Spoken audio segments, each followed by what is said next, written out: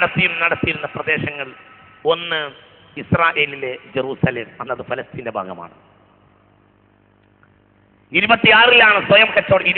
1906 ജനിച്ചു. പിന്നെ 26 വയസ്സ്. അപ്പോൾ പിന്നെ എത്രയായി? 1932. 1932 പറന്ന കച്ചവടക്കാരനാണ് അദ്ദേഹം. കച്ചവട അപ്രത്യാശാർത്ഥമായി സന്ദർശിച്ച രാജ്യങ്ങൾ ഒന്ന് ഇന്ന് ഇസ്രായേൽപ്പെട്ടതും അക്കാലത്ത് ശുദ്ധ ഫലസ്തീനുമായിരുന്ന ജെറൂസലേം. 2 ഇറാഖിന്റെ തലസ്ഥാനമായ ബഗ്ദാദ്, കൂഫ, ബസറ, ഹിജാസ്, ഈജിപ്തിന്റെ വിവിധ ഭാഗങ്ങൾ, ഇന്തോനേഷ്യയിൽ പലതവണ, ശ്രീലങ്ക, മലേഷ്യ, സിലോൺ, ബർമ്മ, സിലോൺ അല്ല ബർമ്മ. ഇതൊക്കെ ബഹുമാനപ്പെട്ട സയ്യിദ് റഹ്മാൻ ബാഫഖ് തങ്ങൾ പല തവണയായി ജീവിതത്തിന്റെ ഒരു യൗവന കാലഘട്ടം, അന്ന് രാഷ്ട്രീയത്തിലില്ല, പൊതുപ്രവർത്തനത്തിലില്ല, ഒന്നുമില്ല, കച്ചവടാവശ്യാർത്ഥമായി ബന്ധപ്പെട്ടതാണ്. 26 വയസ്സ് മുതൽ കച്ചവടത്തിന്റെ വാതിൽ തുറക്കുക. വലിയ കച്ചവടക്കാരനായി. പറക്കുന്ന കച്ചവടക്കാരൻ, സൗകര്യമുള്ള ആൾ, അല്ലാഹു തആല നിഅമത്തിന്റെ വാതിൽ തുറന്നു കൊടുത്താൽ. പിന്നീട് ഒരു വേള ബഹുമാനപ്പെട്ട സയ്യിദ് റഹ്മാൻ ബാഫഖ് തങ്ങളുടെ കച്ചവടം റംഗൂണിൽ നടക്കുമ്പോഴും തന്റെ പ്രധാനപ്പെട്ട കേന്ദ്രം ബഹുമാനപ്പെട്ടവർ വലിയങ്ങാടിയിലാക്കുകയും വലിയങ്ങാടിയിൽ ഏകദേശം വർഷത്തിന്റെ പ്രധാനപ്പെട്ട ഭാഗങ്ങളും തങ്ങൾ വലിയങ്ങാടിയിൽ തന്നെ ഉണ്ടാവുകയും ചെയ്യുമെന്ന അവസ്ഥ വന്നു. ഈ സമയത്താണ് ബഹുമാനപ്പെട്ട സയ്യിദ് റഹ്മാൻ ബാഫഖ് തങ്ങൾ സാമൂഹിക പ്രവർത്തനങ്ങളിലേക്ക് ഇടപെടുന്നത്. അതിന് ഒന്നാമത്തെ കാരണം അരിക്ഷാമമാണ്. ആദ്യത്തെ പൊതു ഇടപെടൽ അരിക്ഷാമമാണ്. ക്ഷാമത്തിന്റെ കാലഘട്ടങ്ങൾ വലിയ അരിക്കച്ചവടക്കാരനായിരുന്നു സയ്യിദ് റഹ്മാൻ ബാഫഖ് തങ്ങൾ. ക്ഷാമത്തിന്റെ കാലഘട്ടത്തിൽ അരി പൂഴ്ത്തിവെച്ചും വൻ വിലക്ക് വിറ്റും ഒരുപാട് ആളുകൾ കോഴിക്കോട്ടും പരിസരത്തും ജനാഢ്യരായിട്ടുണ്ട്. എന്നാൽ ബാഫഖ് അതിന് പൂർണ്ണമായി എതിരായിരുന്നു. ബാഫഖ് തങ്ങളുടെ ഒരു പാണ്ഡികശാലയിലെ ഒരു പണിക്കാരനെ ഞാൻ ഇത് സംബന്ധമായി സംസാരിച്ചു. അയാൾ വയസ്സനാണ്, വളരെ വയസ്സനാണ്. ഒരു നിലക്ക് അദ്ദേഹത്തിന് വളരെ ബുദ്ധിമുട്ടിയെ സംസാരിക്കാൻ പോലും കഴിയുന്നുള്ളൂ. അദ്ദേഹം പറഞ്ഞ് ബാഫഖ് തങ്ങൾക്ക് അരിക്കപ്പൽ വരുന്ന ദിവസം വലിയങ്ങാടിയിൽ ഉത്സവമായിരിക്കും. കാരണം നാമമാത്ര ചില്ലറ പൈസ എടുത്ത് വന്നതുപോലെ അത് വിൽക്കുന്ന ആൾ ബാഫഖ് തങ്ങൾ മാത്രമാണ്. വേറെയുള്ളവർക്ക് അരി വരുന്ന വിവരം ആരും അറിയില്ല.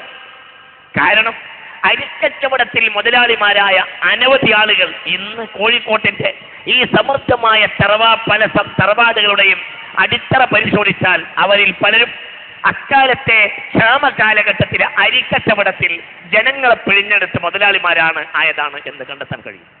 ഇത് ചരിത്രരേഖയാണ്. അതിന് തങ്ങൾ കാണിച്ച സൗമനസ്യത്തിന് കാരണം പിന്നീട് ബ്രിട്ടീഷ് സർക്കാർ മലബാറിലുള്ള റേഷൻ വിതരണം ചെയ്യാനുള്ള അവകാശം തങ്ങൾക്ക് പതിച്ചു കൊടുത്തു. ഇതാണ് ആദ്യത്തെ അംഗീകാരം. ഒന്നുകൂടി ഞാൻ പറയാം, നല്ലപോലെ ചിന്തിക്കണം. സാമൂഹ്യ പ്രവർത്തകനല്ല, രാഷ്ട്രീയ പ്രവർത്തകനല്ല, ഒന്നുമല്ല. ക്ഷാമ കാലഘട്ടത്തിൽ ജനങ്ങളെ അങ്ങോട്ട് പോറ്റി. അദ്ദേഹത്തിന്റെ ഉപ്പാന്ന് കിട്ടിയ വിജ്ഞാനം മുസ്തഫ നബി സല്ലല്ലാഹു അലൈഹി വസല്ലമ തങ്ങളുടെ ആ മഹത്തായ സിദ്ധിയിൽ നിന്ന് ആ മനുഷ്യന്റെ മനസ്സിൽ കിടക്കുന്ന ആ വലിയ നന്മയുടെ അംശം അങ്ങോട്ട് ഉണർന്നു. തനിക്ക് വരുന്ന അരിലോട് അങ്ങോട്ട് കൊടുത്തു. നിസ്സാരമായ കാര്യത്തിൽ അത് പറയുമ്പോൾ ഈ മനുഷ്യൻ എൻ്റെ മുന്നിൽ, ഈ വൃദ്ധനായ മനുഷ്യൻ, വലിയ വയസ്സുള്ള, ഇപ്പോൾ 85-86 വയസ്സുണ്ടാവും അയാൾക്ക്, പൊട്ടിക്കരഞ്ഞു. ബാഫഖ് തങ്ങൾ 40 കൊല്ലങ്ങൾക്ക് മുമ്പ് മരിക്കുമ്പോൾ ഈ മനുഷ്യൻ ആ വലിയങ്ങാടിയിലെ ചുമട്ട് തൊഴിലാളിയാണ്. ആ മനുഷ്യൻ പറയും, ബാഫഖ് തങ്ങൾ ക്ഷാമ കാലഘട്ടത്തിൽ ചെയ്ത സേവനം പറഞ്ഞിട്ട് ഈ മനുഷ്യൻ എൻ്റെ മുന്നിൽ വാക്ക് കിട്ടാതെ കരഞ്ഞുപോയി. സ്വയം തൊഴിലാളി. പലപ്പോഴും ഒരു തൊഴിലാളി തന്റെ മുതലാളിയെ പറ്റി നല്ലത് പറയൂല. എന്നാൽ ബാഫഖ് തങ്ങളെ പറ്റി പറഞ്ഞ് 85-ാമത്തെ വയസ്സിലും ഈ മനുഷ്യൻ കരഞ്ഞു. സർക്കാർ അതിന് ബാഫഖ് തങ്ങൾക്ക് വലിയ അംഗീകാരം നൽകി. ബഹുമാനപ്പെട്ട ബാഫഖ് തങ്ങൾക്ക് അതിന് ക്ഷാമ കാലഘട്ടത്തിന് ശേഷം ഏറ്റവും വലിയ അംഗീകാരം കാമങ്കോട്. അങ്ങനെ പോകുമ്പോഴാണ് ബാഫഖ് തങ്ങളുടെ ധർമ്മ തേജസ്സിനെ തട്ടിയുണർത്തിയ സംഭവം. ലോകമഹായുദ്ധം ഇന്ത്യക്ക് വെളിയിലാണെങ്കിലും അതിന്റെ സാമ്പത്തികാഘാതം മുഴുവനും പേരേണ്ടി വന്നത് ഇന്ത്യയാണ്. ഭക്ഷ്യക്ഷാമം കൊടുമ്പിരിക്കൊണ്ട് പട്ടിണി മരണങ്ങൾ നിത്യസംഭവങ്ങളായി. നിത്യോപയോഗ വസ്തുക്കൾ കടകമ്പോളങ്ങളിൽ നിന്ന് അപ്രത്യക്ഷമായി. അരിമണിയൊന്ന് കുറിക്കാനില്ലാത്ത ആളുകൾ അന്തം വിട്ടു. സർക്കാർ യന്ത്രം താനെ ഉണർന്നു. പൊതുവിതരണ ശൃംഖലകൾ ശക്തിപ്പെടാത്ത ആ കാലത്ത് ഭക്ഷ്യധാന്യ രംഗത്ത് നിയന്ത്രണങ്ങൾ ഏർപ്പെടുത്താൻ ഗവൺമെന്റ് നിർബന്ധിതരായി. അതിന്റെ ഭാഗമായി സർക്കാർ മേൽനോട്ടത്തിലുള്ള കുറെ റേഷൻ ഷാപ്പുകൾ ആരംഭിച്ചു. അവ അപര്യാപ്തമായിരുന്നു. ക്ഷാമവും കഷ്ടപ്പാടുകളും കച്ചവടക്കാരനായ ബാഫക്ക് തങ്ങളുടെ ഉള്ളിൽ ഉറങ്ങിക്കിടക്കുകയായിരുന്ന സാമൂഹിക പ്രതിബദ്ധതയെ തൊട്ടുണർത്തി. ഈ ഒരു ദുരിത പർവത്തിൽ ഒരു കച്ചവടക്കാരൻ നിർവഹിക്കേണ്ടുന്ന കടമയെന്തെന്ന് അദ്ദേഹം തിരിച്ചറിഞ്ഞു. ഈ അരിക്കൊരു നാഴിക ദൂരം ക്യൂ നിന്നാലും കിട്ടാനില്ലാത്ത കോഴിക്കോട് നഗരത്തിൽ ബാഫക്ക് തങ്ങൾ തന്റെ സ്വന്തം കുറെ ന്യായവില ഷാപ്പുകൾ തുറന്ന് പ്രവർത്തിപ്പിച്ചു. സർക്കാരിൻ്റെതല്ല, ബാഫക്ക് തങ്ങളുടെ ന്യായവില ഷോപ്പുകൾ. ഇതാണ് സാമൂഹിക പ്രവർത്തനത്തിന്റെ ഒന്നാം ഭാഗം. അത് അദ്ദേഹത്തെ മലബാറിൽ ഏറ്റവും അറിയപ്പെടുന്ന ഒരു വ്യക്തിയാക്കി.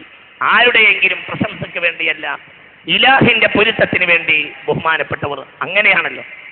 സത്യത്തിൽ കസ്തൂരി ഏറ്റവും മനോഹരമാണ്. അതാരും അറിയരുത് എന്ന് വിചാരിച്ചാലും അതറിഞ്ഞു. കാരണം അത് കസ്തൂരിയാണ്. അത് എത്രമേൽ അത്തറാണോ, അതെത്രമേൽ മനോഹരമാണോ, അതെത്രമേൽ ഉന്നതമാണോ, അതിനനുസരിച്ച് അതിന്റെ പരിമളം, അതിന്റെ നറുമണം നാടാകെ അടിച്ചു വീശിക്കൊണ്ടിരിക്കും. അതാണ് സയ്യിദ് റഹ്മാൻ ബാഫക്ക് തങ്ങളുടെയും ചിത്രം. മലബാറിൽ ഈ ഒരു സംഭവം അദ്ദേഹത്തെ സുപരിചിതനാക്കി. പിന്നീട് ബാഫക്ക് തങ്ങൾ, ഖാൻ ബഹദൂർ ആറ്റക്കോയ തങ്ങൾ, ബി പോക്കർ സാഹിബ് മുസ്ലിം ലീഗിന്റെ ടിക്കറ്റിൽ മത്സരിക്കുന്നു. അതിനെതിരെ വന്ന സ്ഥാനാർത്ഥിയായിരുന്നു ഖാൻ ബഹദൂർ ആറ്റക്കോയ തങ്ങൾ. ഖാൻ ബഹദൂർ ആറ്റക്കോയ തങ്ങൾക്ക് വേണ്ടി മുസ്ലിം ലീഗിന് എതിരായി പ്രവർത്തിച്ചു ബ്രിട്ടീഷ് കാലഘട്ടത്തിൽ. അന്ന് പോക്കർ സാഹിബ് എന്തുകൊണ്ടും അറിയപ്പെടുന്ന ഒരു വ്യക്തിയും പ്രധാനിയുമായിരുന്നു. പക്ഷേ കോഴിക്കോട്ടെ മലബാറിലെ ഏറ്റവും വലിയ ജനസമ്മതി ബാഫക്ക് തങ്ങൾക്കായതുകൊണ്ട് അതികായനായ പോക്കർ സാഹിബിനെ നിസ്സാരമായി പരാജയപ്പെടുത്തി ഖാൻ ബഹദൂർ ആറ്റക്കോയ തങ്ങൾ വിജയിച്ചു. ഇതിന് വലിയ വേദനയും പിന്നീട് ബാഫക്ക് തങ്ങൾക്കുണ്ടായിരുന്നു. ഈ വേദനയാണ് മുസ്ലിം ലീഗിൽ ചേരാൻ ബാഫക്ക് തങ്ങളെ പ്രേരിപ്പിച്ചത്. അസ്ലി ബാഫക്ക് തങ്ങൾ മുസ്ലിം ലീഗുകാരൻ ആയിരുന്നില്ല, അന്ന് ഒരു അധ്യയത്തിലും ആയിരുന്നില്ല. ഖാൻ ബഹദൂർ ആറ്റക്കോയ തങ്ങൾക്ക് വേണ്ടി പ്രവർത്തിക്കാൻ കാരണമുണ്ടായിരുന്നു. ഖാൻ ബഹദൂർ ആറ്റക്കോയ തങ്ങൾ ബാഫക്ക് തങ്ങളുടെ പെങ്ങൾ റൗളത്ത് ബീവിയെ കല്യാണം കഴിച്ച അളിയനാണ്. അപ്പോൾ അളിയൻ തെരഞ്ഞെടുപ്പിൽ മത്സരിക്കുമ്പോൾ സ്വാഭാവികമായി ഒരു കുടുംബ ബാധ്യത എന്ന നിലയിലാണ് ബാഫക്ക് തങ്ങൾ ആദ്യമായി മുസ്ലിം ലീഗിന്റെ ഒരുപക്ഷെ ഇന്ത്യ കണ്ട ഏറ്റവും വലിയ പാർലമെന്റേറിയൻ, സുപ്രീം കോടതി കണ്ട ഏറ്റവും പ്രധാനിയായ വക്കീൽ എല്ലാമായിരുന്നു ബി പോക്കർ സാഹിബ്. അള്ളാഹു അവർക്കൊക്കെ മഗ്ഫിറത്ത് കൊടുക്കട്ടെ. ഇതൊക്കെ നല്ല സമുദായ സ്നേഹികളായിരുന്നു. കൂട്ടത്തിൽ എടുത്തു പറയേണ്ട ആളുകളെ പ്രത്യേകം ഞാൻ പറയുകയാണ്. ബി പോക്കർ സാഹിബിനെ പോലെ, കെ എം സീതി സാഹിബിനെ പോലെ അവരൊക്കെ മറ്റു ചില മത ആശയങ്ങളിൽ മറ്റു ചില താല്പര്യമുള്ള ആളുകളാണെങ്കിൽ പോലും സമുദായത്തിന് വലിയ ഗുണകരമായ പ്രവർത്തനം കാഴ്ചവെച്ച വലിയ മനുഷ്യരായിരുന്നു. അള്ളാഹു അവർക്കൊക്കെ മഗ്ഫിറത്ത് നൽകട്ടെ. അങ്ങനെ പോക്കർ സാഹിബിനെതിരെ പ്രവർത്തിച്ചു എന്ന കാരണത്താൽ പോക്കർ സാഹിബ് തന്നെ ഒരിക്കൽ ബാഫക്ക് തങ്ങളെ, ഖാൻ ബഹദൂർ ആറ്റക്കോയ തങ്ങളും പോക്കർ സാഹിബും തമ്മിലുള്ള മത്സരത്തിൽ പോക്കർ സാഹിബ് തന്നെ ബാഫക്ക് തങ്ങളെ കണ്ടുമുട്ടി പറയുന്നുണ്ട്, തങ്ങളെ നിങ്ങൾ എനിക്ക് ദുആ ഇറക്കണം. അപ്പോൾ നോമിനേഷൻ കൊടുത്തിങ്ങനെ പുറത്തിറങ്ങുമ്പോൾ പോക്കർ സാഹിബ് ഖാൻ ബഹദൂർ ആറ്റക്കോയ തങ്ങളും ബാഫക്ക് തങ്ങളും നോമിനേഷൻ കൊടുത്തിങ്ങനെ പുറത്തിറങ്ങുക. അപ്പോൾ പോക്കർ സാഹിബും മുസ്ലിം ലീഗിന്റെ പടയും കയറി വന്നു. പോക്കർ സാഹിബ് കണ്ട ഉടനെ തങ്ങളെ നിങ്ങൾ എനിക്ക് വേണ്ടി ദുആ ചെയ്യണം എന്ന് പറഞ്ഞു. അപ്പൊ തങ്ങൾ ഉടനെ പറഞ്ഞു, ദുആ ചെയ്യാം, തെരഞ്ഞെടുപ്പിൽ വിജയിക്കാൻ ദുആ എടുക്കില്ല. തെരഞ്ഞെടുപ്പിൽ നിങ്ങൾ ദുആ വിജയിച്ചാൽ നമ്മൾ പരാജയപ്പെടും. ഇതന്നെ. അല്ലാതെ മുമ്പ് ഒരു സത്താർ ആദൂരിന്റെ ഒരു ചെറുകഥ ഉണ്ട്. ഒരുപക്ഷെ ലോകത്തെ ഏറ്റവും വലിയ ചെറിയ ചെറുകഥ സമാഹാരം, ആ ചെറിയ പുസ്തകമാണ്. അതിൽ 100ഓളം ചെറുകഥകൾ കൊടുത്തിട്ടുണ്ട്. 1-2 വാക്കുകൊണ്ട് ചെറുകഥ കഴിയും. ഒരു ചെറുകഥ ഇങ്ങനെയാണ്: ഇലയെണ്ണിയപ്പോൾ വോട്ടെണ്ണിയപ്പോൾ എൻ്റെ എതിരാളിയാണ് ജയിച്ചതെങ്കിലും വോട്ടിന് മുമ്പ് ഇലയെണ്ണിയപ്പോൾ ഞാനാണ് ജയിച്ചത്. ഒരു ചെറുകഥ, ഇത്രയുള്ള ചെറുകഥ ഇതിലെല്ലാം ഉണ്ട്. ഇങ്ങനെയാണ് ചെറുകഥ. സത്താർ ആദൂരിന്റെ ചെറിയൊരു നല്ലൊരു ബോധമുള്ള കുട്ടിയാണ്, നല്ല ചെറുപ്പക്കാരൻ. അള്ളാഹു അവർക്കൊക്കെ നല്ല കഴിവ് കൊടുക്കട്ടെ. നല്ല എല്ലാ കലയും ഉദാത്താണ്. കഥയാണെങ്കിലും നോവൽ അതൊക്കെ പടച്ചവനിലേക്ക് തിരിച്ചു തുടങ്ങിയുള്ളൂ. എല്ലാ കലയും ഉദാത്താണ്. ആ കലയിലെല്ലാം സ്വീകാര്യയോഗ്യമായ ഭാഗം ഉണ്ടായിരിക്കും. അതൊക്കെ അള്ളാഹ്ക്ക് വേണ്ടി ചെലവാക്കിയാൽ അതിലൊക്കെ കൂലി കിട്ടും. സത്താറാദൂറിന്റെ ഒരു ചെറുകഥയാണ്. വോട്ടെണ്ണിയപ്പോൾ എന്റെ എതിരാളിയാണ് ജയിച്ചതെങ്കിലും വോട്ടിന് മുമ്പ് ഇല എണ്ണിയപ്പോൾ ഞാനാണ് ജയിച്ചത്. അതിന്റെ അർത്ഥം എന്റെ ഒപ്പം ഇങ്ങനെ എനിക്ക് വേണ്ടി പാട്ടുപാടി നടന്ന ആളുകളൊക്കെ വോട്ട് ചെയ്തത്. ഇതാണ് ഇന്നത്തെ രീതി. ഇതിന്റെ ആളായിരുന്നില്ല സയ്യിദ് അബ്ദുറഹ്മാൻ ബാഫഖ് തങ്ങൾ. അപ്പൊ തങ്ങൾ വളർത്തിയിട്ടില്ലാതെ പോക്കർ സാഹിബിനോട് പറഞ്ഞു, നിങ്ങൾക്ക് എന്തിനു വേണ്ടി ദ്വാരക്കും, പക്ഷെ നിങ്ങൾ ജയിക്കാൻ വേണ്ടി ദ്വാരക്കില്ല. നിങ്ങൾ ജയിച്ചാൽ നമ്മുടെ സ്ഥാനാർത്ഥി തോറ്റു പോകും, അതുകൊണ്ട് ജയിക്കില്ല. പറഞ്ഞതിലൂടെ സംഭവിച്ചു. പോക്കർ സാഹിബ് ആ തെരഞ്ഞെടുപ്പിൽ ദയനീയമായി പരാജയപ്പെട്ടു. ആറ്റപ്പോയ തങ്ങളാകട്ടെ എന്തുകൊണ്ടും തങ്ങളാണെങ്കിലും പോക്കർ സാഹിബിനോട് കമ്പയർ ചെയ്യാവുന്ന ഒരാളൊന്നും ആയിരുന്നില്ല. ആ ഒരു വേദന ബഹുമാനപ്പെട്ട സയ്യിദ് റഹ്മാൻ ബാഫഖ് തങ്ങൾക്കുണ്ടായിരുന്നു. അതാണ് പിന്നീട് ബാഫഖ് തങ്ങൾ ഇന്ത്യൻ യൂണിയൻ മുസ്ലിം ലീഗിന് ഇതിനൊരു പരിഹാരം ചെയ്യണമെന്ന് പലപ്പോഴും ബാഫഖ് തങ്ങൾ ആഗ്രഹിച്ചിരുന്നു. ഇതിന് ഒരു പരിഹാരമുണ്ടാക്കണം, ആ ഒരു വേദന തീർക്കണമെന്ന് പലപ്പോഴും ബാഫഖ് തങ്ങൾ ഉദ്ദേശിച്ചിരുന്നു. അതാണ് ബാഫഖ് തങ്ങൾ 1937 ഇന്ത്യൻ യൂണിയൻ മുസ്ലിം ലീഗിൽ ചേരുന്നത്. അതാണ് ബാഫഖ് തങ്ങളുടെ 1936 തെർബിയത്ത് ഉണ്ടാക്കി. 1937 അത് ഇന്നത്തെ മുസ്ലിം ലീഗ് അല്ല, സർവേന്ത്യ മുസ്ലിം ലീഗാണ്.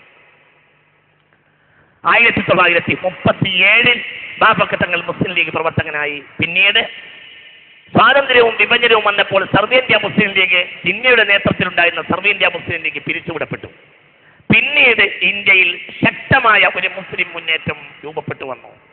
1948 അതിന്റെ പ്രധാനപ്പെട്ട ശില്പി ഖായിദെ മില്ലത്ത് മുഹമ്മദ് ഇസ്മായിൽ സാഹിബിനോട് കൂടെ തന്നെ ചേർത്ത് പറയാവുന്ന അതിന്റെ ഏറ്റവും പ്രധാനിയായ ശില്പി മഹാനായ സയ്യിദ് റഹ്മാൻ ബാഫഖ് തങ്ങളായിരുന്നു. അതായത് ഇന്ന് കാണുന്ന ഇന്ത്യൻ യൂണിയൻ മുസ്ലിം ലീഗ്.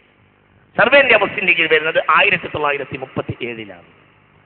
ഇനി ബാഫഖ് തങ്ങളും ബഹുമാനപ്പെട്ട സമസ്ത കേരള ജംഇയ്യത്തുൽ ഉലമയും തമ്മിലുള്ള ബന്ധവും ഞാൻ സാന്ദർഭികമായി ഇവിടെ അനുസ്മരിക്കാം. ബാഫഖ് തങ്ങൾ കറക്കളഞ്ഞ സുന്നി, അതായത് എല്ലാ നിലയിലും ബഹുമാനപ്പെട്ട അഹ്ലുസ് സുന്നത്ത് വൽ ജമാഅത്തിന്റെ വിശ്വാസങ്ങളിലും ആചാരങ്ങളിലും അനുഷ്ഠാനങ്ങളിലും പ്രവർത്തനങ്ങളിലും ശക്തമായ യാ യഹ്യാ ഖുദിൽ കിതാബ ബിഖുവ്വ എന്ന് പറഞ്ഞ ആ ശക്തമായ നയത്തിന്റെ വക്താവായിരുന്നു മഹാനായ സയ്യിദ് റഹ്മാൻ ബാഫഖ് തങ്ങൾ. വഴിയെ ചില ഉദാഹരണങ്ങളൊക്കെ ഞാൻ പറയാം. 1926 സമസ്ത കേരള ജംഇയ്യത്തുൽ ഉലമ രൂപപ്പെടുമ്പോൾ തന്നെ അതിന്റെ അരികുപറ്റി നിൽക്കുന്ന ആളാണ് സയ്യിദ് റഹ്മാൻ ബാഫഖ് തങ്ങൾ. 32 അതിന്റെ മുശാവറയിൽ മെമ്പർ അല്ലെങ്കിലും അതിന്റെ ഏറ്റവും വലിയ സഹായിയായി നിലകൊണ്ടു. 932 അതിനും ചില കാരണങ്ങളുണ്ട്. 932 മഹാനായ വരക്കൽ ബാലവി മുല്ലക്കോയ തങ്ങൾ മരണപ്പെടുന്നത്. വരക്കൽ ബാലവി മുല്ലക്കോയ തങ്ങൾ ബാഫഖ് തങ്ങളുടെ അമ്മാവനാണ്. ഇനി കൂടുതൽ പറയേണ്ടിയില്ലല്ലോ. അപ്പോൾ ബാഫഖ് തങ്ങളെ സംബന്ധിച്ചിടത്തോളം സമസ്തയുമായുള്ള ബന്ധത്തിന് യാതൊരു അകൽച്ചയും വന്നില്ല. സമസ്തയുമായി വളരെ പ്രധാനപ്പെട്ട ബന്ധമുണ്ടായിരുന്ന ആളായിരുന്നു ബഹുമാനപ്പെട്ടവർ. ചില കാര്യങ്ങൾ സാന്ദർഭികമായി സമസ്തയുമായുള്ള അദ്ദേഹത്തിന്റെ ബന്ധത്തെ ചില കാര്യങ്ങൾ കൊണ്ട് ഞാനിവിടെ അനുസ്മരിക്കാം. ഔദ്യോഗികമായി PM കുഞ്ഞിമൂസയുടെ ലേഖനം, ബാഫഖ് തങ്ങളുടെ സന്തത സഹചാരിയായിരുന്ന പത്രപ്രവർത്തകനും മായിരുന്ന PM കുഞ്ഞിമൂസയുടെ ലേഖനം. ഔദ്യോഗികമായി ബന്ധപ്പെടുന്നതിന് മുമ്പ് തന്നെ ബാഫഖ് തങ്ങൾ സമസ്തയുടെ പ്രവർത്തക സമിതി യോഗങ്ങളിൽ സംബന്ധിച്ചിരുന്നു. കേരളത്തിൽ ഒരു ഉന്നത നിലവാരത്തിലുള്ള ദറസ് വേണമെന്ന് 1945 എടരിക്കോട് ചേർന്ന സമസ്ത മുഷാവറ തീരുമാനിച്ചിരുന്നു. വാഴക്കാടുള്ള ദാറുൽ ഉലൂം സമസ്തയുടെ നേതൃത്വത്തിലായാൽ ആ സ്ഥാപനത്തെ ഉയർത്തിക്കൊണ്ടുവരാമെന്നും തീരുമാനിക്കുകയുണ്ടായി. ഈ വിഷയം കോളേജ് അധികൃതരുമായി സംസാരിക്കാൻ ബാഫഖ് തങ്ങളുടെ നേതൃത്വത്തിലുള്ള സബ് കമ്മിറ്റിയെ സമസ്ത നിയോഗിച്ചു. 1945 അന്ന് ഔദ്യോഗികമായി മുഷാവറ മെമ്പർ അല്ല, പക്ഷേ സമസ്ത ഏറ്റവും ആദരിക്കുന്ന ഒരു നേതാവായിരുന്നു അക്കാലത്തും ബഹുമാനപ്പെട്ട സയ്യിദ് റഹ്മാൻ ബാഫഖി. 1949 ബഹുമാനപ്പെട്ട സമസ്ത കേന്ദ്ര മുശാവറ അംഗം ബഹുമാനപ്പെട്ട PT ഉസ്താദ് ഇവിടെയുണ്ട്. ബഹുമാനപ്പെട്ടവരും ഇത് സംബന്ധമായ ഒരു കുറിപ്പ് ഇവിടെ എഴുതി തന്നിട്ടുണ്ട്. 1949 സെപ്റ്റംബർ 1-ാം തീയതി കോഴിക്കോട് മുദാക്കര പള്ളിയിൽ ചേർന്ന മുശാവറയിൽ തങ്ങൾ അധ്യക്ഷം വഹിച്ചു. വിജ്ഞാനത്തിന്റെ ബഹറായിരുന്ന മഹാനായ വാളക്കുളം അബ്ദുൽ ബാരി സമസ്ത പ്രസിഡന്റ് ആയിരിക്കവേ അവിടെയാണ് ചിന്തിക്കേണ്ടത്. വിജ്ഞാനത്തിന്റെ ബഹറായിരുന്നു ബഹുമാനപ്പെട്ട ധനാഢ്യൻ, ഒരാളെ കയ്യിൽ നിന്ന് ഒന്നും സ്വീകരിക്കാത്തവൻ. ഒരു വയലിന് പോയാൽ ആരെങ്കിലും വല്ലതും കൊടുക്കും, പണം കൊടുത്താൽ കൂടെ കൂട്ടും. ആ നാട്ടുകാരിൽ ഒരാളെ എൻ്റെ വീട് വരെ അനുഗമിക്കണം എന്ന് പറയും. അങ്ങനെ വീട്ടിൽ ചെന്ന് കയറിയാൽ ഉടനെ ആ പൈസ അങ്ങോട്ട് കൊടുത്തിട്ട് ഇത് കമ്മിറ്റിക്കാർക്ക് എൻ്റെ വക സംഭാവനയാണ് എന്ന് പറഞ്ഞ് മടക്കിക്കൊണ്ടേ ആരെങ്കിലൊന്നും വാങ്ങൂല. ബഹുമാനപ്പെട്ടവരാണ്. പുതുപ്പറമ്പിൽ ഇന്ന് നിൽക്കുന്ന ഹൈസ്കൂള്, സെക്കൻഡറി അടക്കമുള്ള സ്ഥാപനങ്ങൾ, +1 +2 ഒക്കെ നിലനിൽക്കുന്ന സ്ഥാപനങ്ങളുടെ ഭൂമി ബഹുമാനപ്പെട്ടവർ വെറുതെ ദാനമായി നൽകിയതാണ്. സമസ്തയുടെ സ്വാതന്ത്ര്യത്തിന് മുമ്പ് തന്നെയുള്ള മഹാനായ പ്രസിഡന്റ് ബഹുമാനപ്പെട്ട വാളക്കുളം അബ്ദുൽ ബാരി. ഞാൻ വിശദീകരിക്കുന്നില്ല. വിജ്ഞാനത്തിന്റെ ബഹറായ വാളക്കുളം അബ്ദുൽ ബാരി സമസ്തയുടെ പ്രസിഡന്റ് ആയിരിക്കവേ മുദാക്കിര പള്ളിയിൽ 1949 സെപ്റ്റംബർ 1-ാം തീയതി ചേർന്ന സമസ്ത മുശാവറ യോഗത്തിൽ ബാഫഖ് തങ്ങൾ പ്രസിഡന്റ് ആകണമെന്ന് ഒരു പ്രമേയം ആവശ്യപ്പെട്ടു. പ്രമേയം ആവശ്യപ്പെട്ടത് വഴി ബഹുമാനപ്പെട്ട ബാഫഖ് തങ്ങൾ അധ്യക്ഷനായി. അങ്ങനെയാണ് PP ഉസ്താദ് ഇവിടെ തരത്തിന്റെ അവരൊക്കെ അതിന്റെ താരീഖ് ഗണ്യമായി അറിയുന്ന ആളുകളാണ്. ഞാൻ വിശദീകരിക്കുന്നില്ല. KPA മൊഹീദ്ദീൻ കുട്ടി മുസ്ലിയാർ പറവണ്ണ, ബഹുമാനപ്പെട്ട മഹാനായ പ്രസിഡന്റ് മുഹമ്മദ് അബ്ദുൽ ബാരി നവറല്ലാഹു മറാഖിബഹു, ഇവരൊക്കെ യഥാക്രമം അഭിപ്രായപ്പെടുകയും പിന്താങ്ങുകയും ചെയ്തതനുസരിച്ച് ആ യോഗം അധ്യക്ഷ സ്ഥാനം സ്വീകരിച്ചത്. ആ കാലത്തൊന്നും തന്നെ ബഹുമാനപ്പെട്ട തങ്ങൾ സമസ്തയിൽ മുശാവറ മെമ്പറായിരുന്നില്ല.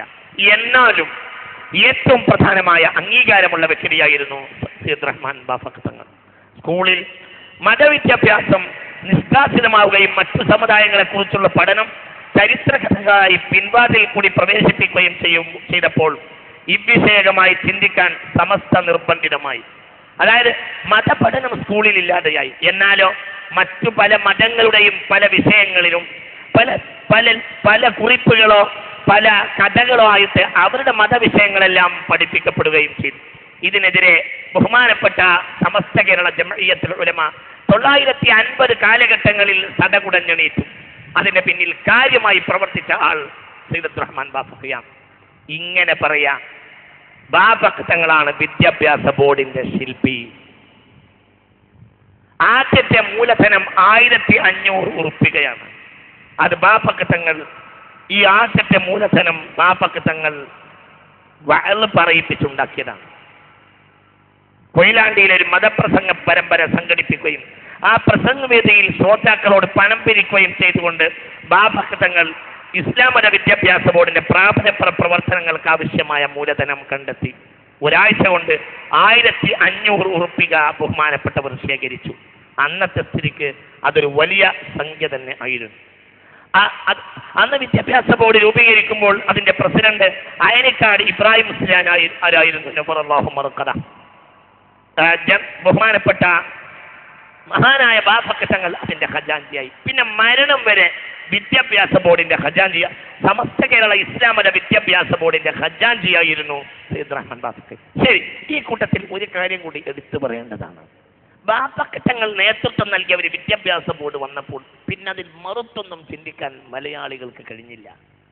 ഇന്ന് 9000-ലേറെ എത്തി നിൽക്കുന്ന വിദ്യാഭ്യാസ ബോർഡിന്റെ ക്യാപിറ്റൽ അസറ്റ് സത്യത്തിൽ ബാഫഖ് തങ്ങളുടെ സ്വീകാര്യതയാണ്. ഇതൊക്കെ നമ്മൾ ചിന്തിക്കണം. ചരിത്രത്തെ നമ്മൾ മറന്നുപോകരുത്. മറ്റു പലരും വലിയ ആളുകളൊക്കെ ഉണ്ടായിരുന്നു. പക്ഷേ രണ്ട് കാര്യമുണ്ട് കാര്യങ്ങൾക്ക്. ചില ആളുകൾ വലിയ ഗവേഷകരായിരിക്കും. ജ്ഞാനത്തിന്റെ അന്തർധാര കണ്ടെത്താൻ അവർക്ക് കഴിയും. പക്ഷെ ജനകീയത കുറവായിരിക്കും. അവർ കണ്ടെത്തുന്ന ആശയത്തെ ജനകീയവൽക്കരിക്കുന്നതിൽ പ്രധാനി ഇത്തരം ആളുകളായിരിക്കും. അത് വളരെ നമ്മൾ ചിന്തിക്കണം. പല ആളുകളും സമൂഹം അംഗീകരിക്കുന്ന വലിയ ആളുകൾ. അപ്പൊ ആ കാലഘട്ടത്തിലൊക്കെ പണ്ഡിതന്മാർ വലിയ ആളുകൾ തന്നെയായിരുന്നു.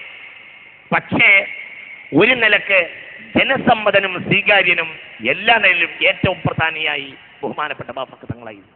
സാത്വികനായിരുന്നു, സയ്യിദായിരുന്നു. പിന്നെ സമൂഹത്തോടുള്ള തന്റെ കരുണ ജീവിതത്തിൽ പലപ്പോഴായി തെളിയിച്ച മഹാനായിരുന്നു. എല്ലാ നിലയിലും സത്യസന്ധനായിരുന്നു. ഒരു കാര്യം ഏറ്റെടുത്താൽ അത് ഭംഗിയായി നിർവഹിക്കുമെന്ന താല്പര്യമുണ്ടായിരുന്നു. എന്തിന് കേരളത്തിൽ ഒരുപാട് തവണ കേരളത്തിലെ മന്ത്രിസഭ വീഴുന്ന ഘട്ടങ്ങളുണ്ടായി.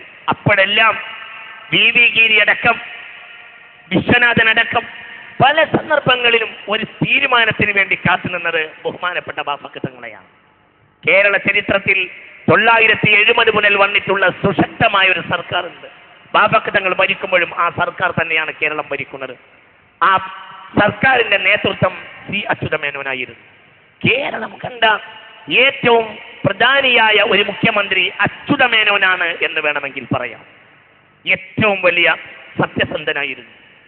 ഏത് കട കയറിയാലും, ഒരു ബുക്ക് സ്റ്റാളിൽ കയറിയാൽ അച്യുതണ്ടൻ മേനോന്റെ ഡയറി കുറിപ്പുകൾ കിട്ടും. വളരെ ലളിതമായ ജീവിതമായിരുന്നു.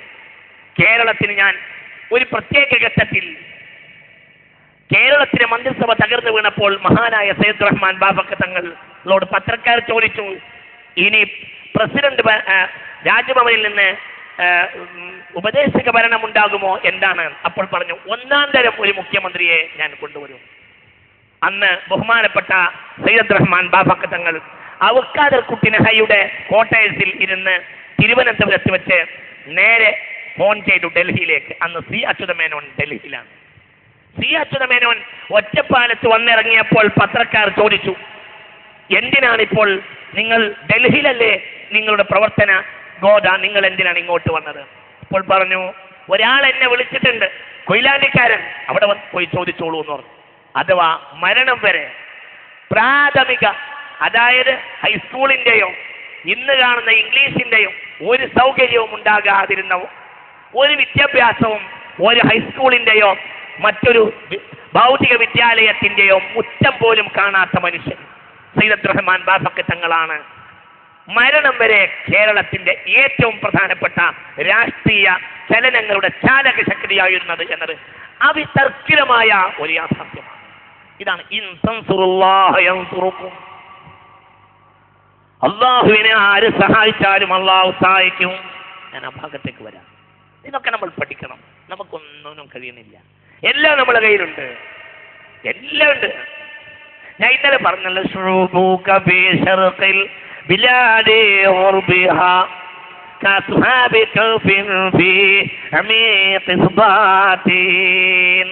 കവിയായ അഹ്മദ് ഷൗക്കി പറഞ്ഞതുപോലെ അസ്ഹാബുൽ കഹ്ഫിന്റെ പണിയപ്പം നമുക്ക് ഉറങ്ങുന്നില്ല. നിങ്ങളാരും ഉറങ്ങരുത്, ഇത് ചിന്തിക്കണം. അള്ളാഹു നമുക്ക് ബോധം തരട്ടെ. അപ്പോൾ ഭയങ്കര അസ്ഹാബുൽ കഹ്ഫിന് ഉറങ്ങാൻ ഓരോ കയ്യിലൊന്നുമില്ല.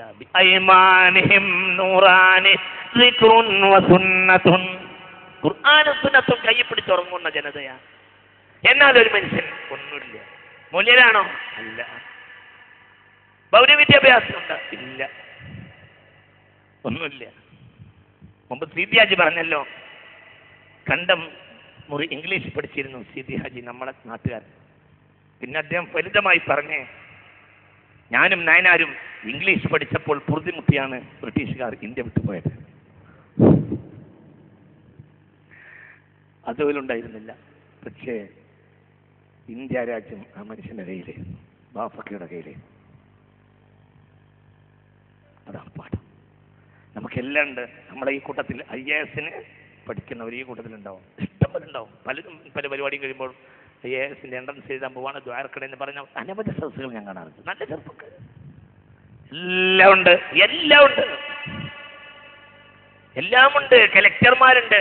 ഒരു വലിയ കാലഘട്ടം കോഴിക്കോടിന്റെ ഒരു കലക്ടർ ഒരു മുസ്ലിമായ ആളായിരുന്നു. ഇപ്പോൾ ഇന്നലെ മിനിഞ്ഞാന്ന് വരെ എന്ത്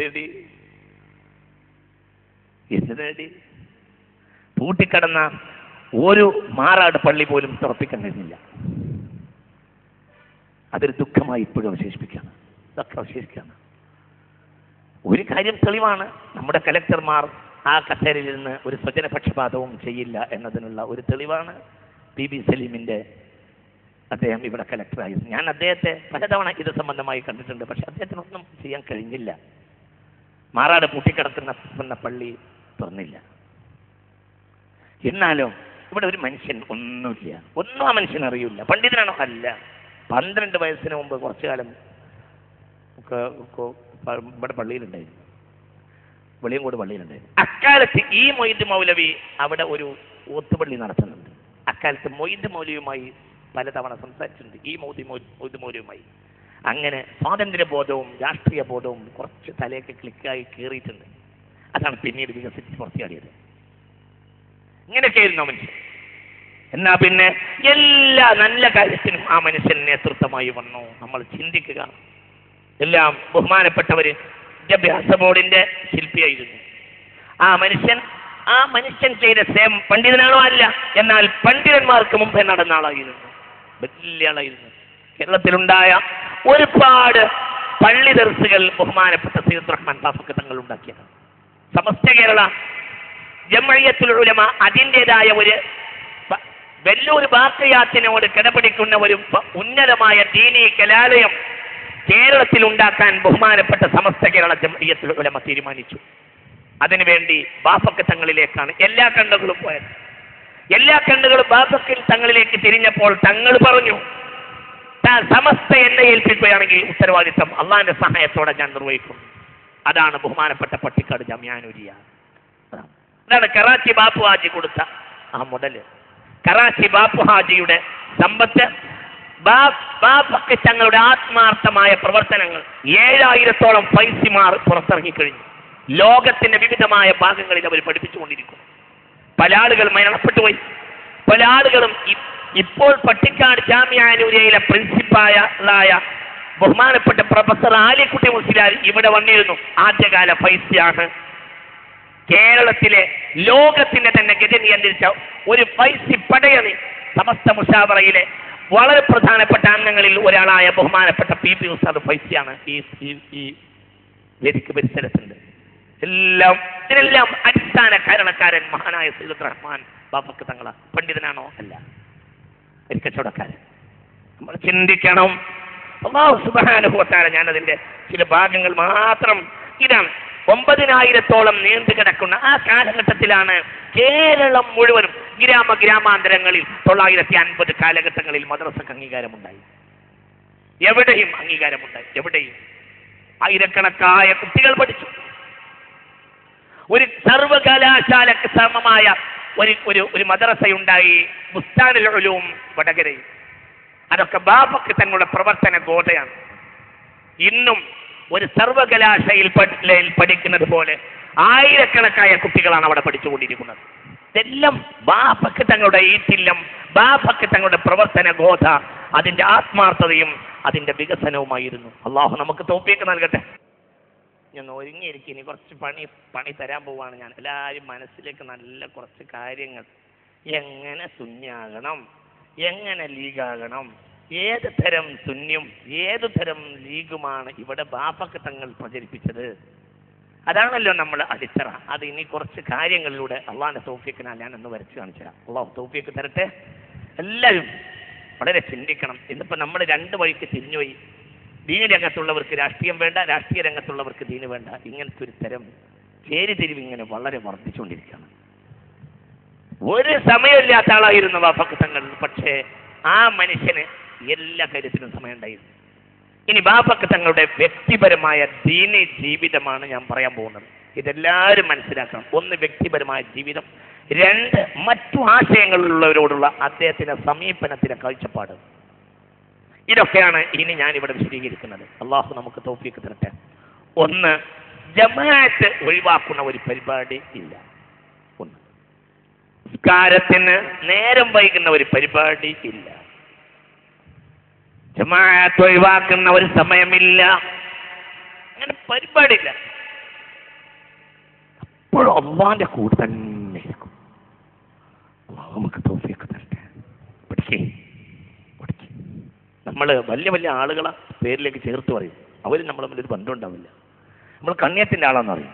കണ്ണിയത്തെ മകൻ നിസ്കരിച്ചാൽ ഈശ വരെ സുന്നത്ത് നിസ്കരിക്കും. നമ്മൾ ആ നേരത്ത് തുണി മടക്കി കുത്തിയിട്ട് അങ്ങാടി നിൽക്കും. നമ്മൾ പറയും നമ്മൾ കണ്ണിത്തിനാണ് നമ്മൾ ശംസുലുലമയുടെ ആളൊന്നും പറയും. ശംസുലുലമ റഹ്മഹുല്ലാ മകന് നിസ്കരിച്ചാൽ ഈശ വരെ ദിക്റിലും ഇതാക്കിയാവും, മിണ്ടൂല, ഒരു വാക്ക് മിണ്ടൂല. നമ്മൾ അതേ നേരത്തെ അങ്ങാടിയിലാവും, അല്ലെങ്കിൽ നമ്മൾ സിന്ദാബാദ് ഒടുക്കിയിരിക്കും. എന്നിട്ട് നമ്മൾ പറയും നമ്മൾ മുസ്ലിമിൻ്റെ ആളാണ്. ഒക്കെ നമുക്ക് വലിയ അകൽച്ച പറ്റിപ്പോയിട്ടുണ്ട്. ഇടക്കിടക്ക് ഇങ്ങനെ കമ്പുണ്ടാവും. അപ്പൊ ഞാനിവിടെ ഇതൊക്കെ വെട്ടാണ്, കുറച്ച് വേദനിക്കും എന്നാലും വെട്ടണം. ഇതൊക്കെ പറയുമ്പോൾ നമുക്ക് വേദനിക്കും എന്നാലും വെട്ടല്ലാതെ നിർവാഹമില്ല. അങ്ങനെയാണ് സത്യത്തില്. രോഗിക്ക് ഡോക്ടർ രോഗം മാറ്റുമ്പോൾ രോഗിക്ക് പെട്ടെന്ന് രോഗം മാറ്റണമെങ്കിൽ ഇഞ്ചക്ഷൻ ചെയ്യണം. ഇഞ്ചക്ഷൻ എന്ന് പറഞ്ഞാൽ സത്യത്തിൽ വേദനയാണ്. പക്ഷേ ഒരിക്കലും ഡോക്ടർ രോഗിയുടെ ശത്രുവല്ല. ഇഞ്ചക്ഷൻ അടിച്ചൊന്ന് വേദനിപ്പിച്ചാലേ രോഗം മാറുള്ളൂ എന്നതാണ് കാരണം. അത് നമ്മളെ ശീലങ്ങളിൽ നിന്ന് നമ്മൾ തിരിച്ചു പോകണം. ഒന്ന്, നിസ്കാരത്തോടുള്ള കണിശമായ ബോധം പ്രവർത്തകർക്ക് ഉണ്ടായിരിക്കണം. അല്ലാത്തവന് സുന്നിന്നോ ലീഗെന്നോ പറയാൻ അർഹതയില്ല.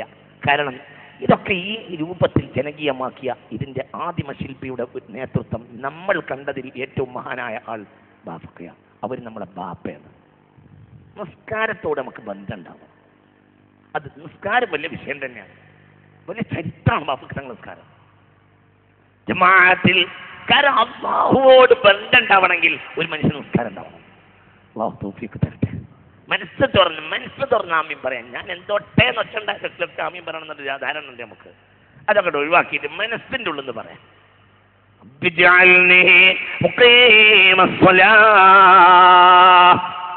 നിസ്കാരം നിലനിർത്തുന്നവനാക്കണമേ എന്ന് ബാഫക്ക് തങ്ങളെ പല്ലിപ്പ പ്രാർത്ഥിച്ചിട്ടുണ്ട് സയ്യിദുനാ ഇബ്രാഹിം. ആ തുടർച്ചയാണ് കണ്ടത്. അതിൽ വലിയ താല്പര്യക്കാരനായിരുന്നു പുണ്യ റസൂൽ. അപ്പോൾ വിഷയം നിസ്കാരം തന്നെ. ബാഫക്ക് തങ്ങൾ EMS വരച്ചവരിൽ നിർത്തിയിരുന്നു. കാലിക്കറ്റ് യൂണിവേഴ്സിറ്റി EMS കയ്യിൽ നിന്ന് പിടിച്ചു വാങ്ങിയതാണ്. നമുക്കൊന്ന് സഹകരിച്ചൂടെ എന്ന് ചോദിച്ചു EMS. അപ്പോൾ പറഞ്ഞു സഹകരിക്കാം. 2 നിബന്ധന ഉണ്ടെന്നാവും. എന്താന്ന് വെച്ചു, ഒന്ന് മലപ്പുറം ജില്ല തരണം, 2 കോഴിക്കോട് യൂണിവേഴ്സിറ്റി തരണം. EMS സമ്മതിച്ചു. പക്ഷേ പിന്നെ EMS മന്ത്രിസഭ രൂപീകരിക്കപ്പെട്ടപ്പോൾ EMS അതങ്ങനെ നീട്ടിക്കൊണ്ടുപോയി. എപ്പോഴാണെങ്കിലും പ്രശ്നം ഉണ്ടാക്കും, അത് നീട്ടിക്കൊണ്ടുപോകും. അവസാനം തങ്ങൾ CH അടക്കമുള്ള നമ്മുടെ നിയമസഭ സാമാജികരോട് പറഞ്ഞു, ഇനി അതും കൊണ്ടല്ല അങ്ങോട്ട് പോരണ്ടാന്ന്. CH അടക്കമുള്ളവർ നിയമസഭയിൽ വാശിയോട് പിടിച്ചു, ഇനി ഇതുകൊണ്ടല്ല തിരിച്ചു പോണ പ്രശ്നമില്ല. അന്ന് മന്ത്രിസഭ കൂടി കാലിക്കറ്റ് യൂണിവേഴ്സിറ്റി നമുക്ക് കിട്ടി. പക്ഷേ യൂണിവേഴ്സിറ്റിയുടെ തറക്കൽ, കാലിക്കറ്റ് യൂണിവേഴ്സിറ്റിയുടെ തറക്കല്ലിടലിൽ മുഖ്യമന്ത്രി പങ്കെടുത്തില്ല. ബാഫക്ക് തങ്ങളുടെ സാന്നിധ്യത്തിൽ CH തറക്കല്ലിട്ടു. ഇതൊക്കെ ചരിത്രത്തിൽ ആര് കണ്ടു? ഇന്നിതൊക്കെ പറയുമ്പോൾ ഇതിന്റെ വലിയ ഏജൻസികളായി ഇവിടെ പലരും മനസ്സുന്നുണ്ട്. വളരെ ചിന്തിക്കണം. ഞാൻ ആരും കരുതി കൂട്ടി പറയല്ല, പക്ഷെ ചിന്തിക്കണം. ഇന്ന് ഈ സ്ഥാപനത്തിന്റെ കേന്ദ്രങ്ങളിൽ വെലസാൻ പലരും മെനക്കെടുന്നു. പക്ഷേ അവരുടെയൊക്കെ പല നേതൃത്വത്തിന്റെയും വൈമനസ്യത്തോടെ മലബാറിലെ മാപ്പിള മക്കൾ പിടിച്ചു വാങ്ങിയതാണ്. അതിന്റെ പിന്നിലെ ഇച്ഛാശക്തി. കോഴിക്കോട്ടിന് യൂണിവേഴ്സിറ്റി ഇല്ലാതെ ഇനി തിരുവനന്തപുരത്ത് നിന്ന് മലബാറിലേക്ക് മടങ്ങേണ്ടയില്ല എന്ന് പറഞ്ഞപ്പോൾ CH മക്കൾ കുടുങ്ങി. ആര് പറഞ്ഞു? ഹൈസ്കൂളിന്റെ മുറ്റം കാണാത്ത സയ്യിദ് റഹ്മാൻ ബസ്സഖി. ബാഫക്ക് തങ്ങളുടെ ആജ്ഞാശക്തിയാണ് കാലിക്കറ്റ് യൂണിവേഴ്സിറ്റി. മലബാർ യൂണിവേഴ്സിറ്റിന് വേണോ, അതല്ല കോഴിക്കോട് യൂണിവേഴ്സിറ്റിന് വേണോന്ന് പിന്നെ അതിന്റെ പേരിൽ കമ്മ്യൂണിസ്റ്റുകൾ പ്രശ്നം ഉണ്ടാക്കി. ഞാനൊരു പ്രശ്നം പറയല്ല, പക്ഷെ ഒരു വിഷയമാണ്. മലബാർ യൂണിവേഴ്സിറ്റി വേണമെന്ന് പറഞ്ഞു ഒരു കൂട്ടർ, അത് കോഴിക്കോട് യൂണിവേഴ്സിറ്റി ആക്കണം എന്ന് പറഞ്ഞു. രണ്ടിന്റെ ഇടയിൽ നിന്ന് ബാഫക്ക് തങ്ങളുടെ മധ്യസ്ഥത CH അറിയിച്ചു. കോഴിക്കോട് യൂണിവേഴ്സിറ്റിയും ആവണ്ട, മലബാർ യൂണിവേഴ്സിറ്റിയും ആകണ്ട, കാലിക്കറ്റ് യൂണിവേഴ്സിറ്റി ആയിക്കോട്ടെ. അതാണ് കാലിക്കറ്റ് യൂണിവേഴ്സിറ്റി. അതുണ്ടാക്കിയത് ഈ മനുഷ്യന്മാരാ. അതിന്റെ പിന്നിൽ ബാഫക്ക് അതില്ലാതെ ഇനി മലബാറിലേക്ക് തിരിച്ചു വരരുത് എന്ന് ബാഫക്ക് തങ്ങൾ പറഞ്ഞു. അപ്പോൾ കുടുങ്ങി നമ്മുടെ മന്ത്രിമാർ. EMS കൊടുക്കാൻ നിർബന്ധിതനായി. പക്ഷേ അദ്ദേഹത്തിന്റെ വൈമനസ്യം അതിന്റെ തറക്കല്ലിടലിലും കാണിച്ചു. അതിന്റെ തറക്കല്ലിടൽ ക്രമത്തിൽ മുഖ്യമന്ത്രി EMS പങ്കെടുത്തില്ല. ഇതൊക്കെ ചരിത്രമാണ്.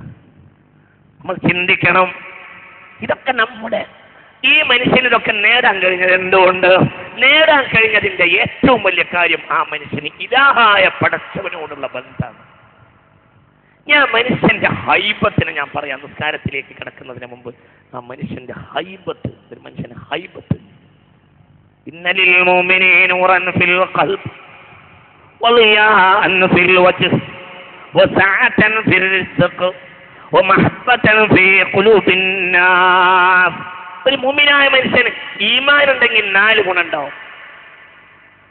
ഉറങ്ങുന്നവരൊന്നും ഇവിടെ ഇരിക്കണ്ട, ഇവിടെ വയ്യുണ്ട്, ഇങ്ങനെ ഇറങ്ങിപ്പോവാം. ഇത് തല തുറന്ന് കേൾക്കണമെന്നും ബാപ്പക്ക് തങ്ങളെ സുന്യാകണമെന്നും ബാപ്പക്ക് തങ്ങളെ ലീഗാകണമെന്നും ബോധമുള്ളവർ ഇവിടെ ഇരുന്നാൽ മതി. ഒരു മുഅ്മിനായ മനുഷ്യനാണ് ആദ്യമാവേണ്ടത്. ഒരു മുഅ്മിനായ മനുഷ്യന് 4 ഗുണമുണ്ടാവും. നൂറൻ ഫിൽ ഖൽബ്, ഹൃദയത്തിൽ അല്ലാഹുവിന്റെ നൂറുണ്ടാവും. വളിയാഅൻ ഫിൽ വജ്ഹി, മുഖത്തൊരു ളിയാ ഉണ്ടാവും. അവരെ മുന്നിൽ വലിയതാകാൻ ആർക്കും കഴിയില്ല. ബാപ്പക്ക് തങ്ങൾ ഇന്ദിരാഗാന്ധിയുടെ ഇന്ത്യയെ വിറപ്പിച്ച അധികാര ഇന്ത്യ സാമ്രാജ്യം, ഇന്ത്യ മഹാസാമ്രാജ്യം കണ്ട അധികാരത്തിലെ ഏറ്റവും വലിയ ഉരുക്കു വനിത എന്നറിയപ്പെടുന്ന ഇന്ദിരാഗാന്ധി, സാക്ഷാൽ ഇന്ത്യൻ ചരിത്രത്തിലെ ഒരു വേള ഈ ഇന്ദിരാഗാന്ധി പെണ്ണല്ല എന്ന് പോലും പാർലമെന്റിൽ പരിഹസിക്കപ്പെട്ടിരുന്നു. കാരണം ആ കാലഘട്ടത്തിൽ ലോകത്തെ ഉരുക്കു വനിത എന്നറിയപ്പെടുന്നത് ഇന്ദിരാഗാന്ധിയായിരുന്നു. മാർഗരറ്റ് താച്ചറും ഇന്ദിരാഗാന്ധിയും ഉരുക്കു വനിതകളായി അറിയപ്പെട്ടിരുന്നു. പക്ഷേ ഒരു പ്രത്യേക സാഹചര്യത്തിൽ മാർഗരറ്റ് താച്ചറും പുറകോട്ട് പോയി, ഇന്ദിരാഗാന്ധി പുറകോട്ട് പോയില്ല. ഈ ഇന്ദിരാഗാന്ധിയുടെ ഓഫീസിലേക്ക് ഒരാവശ്യത്തിന് വേണ്ടി തങ്ങൾ കയറി ചെല്ലുന്ന ഒരു രംഗമുണ്ട്. തങ്ങളെ കണ്ടപ്പോൾ ഇന്ദിരാഗാന്ധി എണീറ്റു. ഇന്ദിരാഗാന്ധി എണീറ്റ് കൈകോപ്പി നിന്നു, ചർച്ചയൊക്കെ നടത്തി തിരിച്ചു വരുമ്പോൾ ഇന്ദിരാഗാന്ധി കൂടെ വന്നു. തങ്ങളെ കൂടെ വന്നിട്ട് തങ്ങളുടെ കാറിന്റെ ഡോർ തുറന്ന് തങ്ങളെ കയറ്റി കൊടുത്തു, ഡോർ അടച്ചു കൊടുത്തു.